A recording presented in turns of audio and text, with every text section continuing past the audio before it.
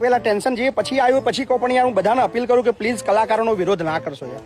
એ કલાકારો યાર અત્યારે એક બની ગયા છે બધા. એ કલાકારો બધા એક બની ગયા ને એવું નક્કી કરી દીધું એમને કે આપણે આવતીકાલથી ડાયરા કરવાનું બધું ગાવાનું બધું બંધ કરી દઈએ છીએ અને પબ્લિક માટે કશું નહીં કરવાનું.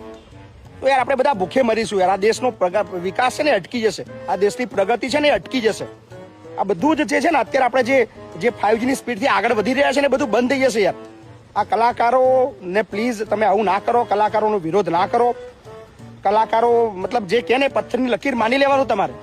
આ અત્યારે છે ને પેલા જે બધું ગીતામાં લખ્યું હતું, મહાભારતમાં લખ્યું હતું બધું સાચું, એવું કલાકારો કે ને બધું સાચું માની જ લેવાનું તમારે. મહેરબાની કરીને કલાકારોનો વિરોધ ના કરો, કારણ કે મને એવી વાત મળી છે કે આ બધા કલાકારો ભેગા થઈને એવું નક્કી કરવાના છે કે આવતીકાલથી છે ને આપણે આ બધું બંધ કરી દેવાનું. ડાયરા નહીં કરવાના, ગાવાનું નહીં, કોઈને આપણે ખુશ કરવાના જ નહીં.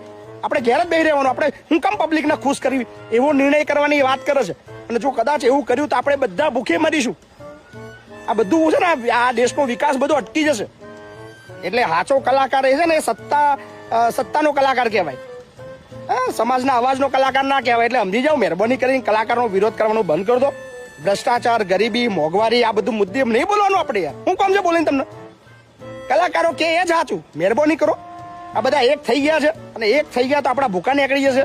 ભૂકા એટલે નીકળશે કે આ બધા ડાયરા બાયરા બધું બંધ થઈ જશે અને આપણે રોડ ઉપર આવી જઈશું, આપણે ભૂખે મરીશું.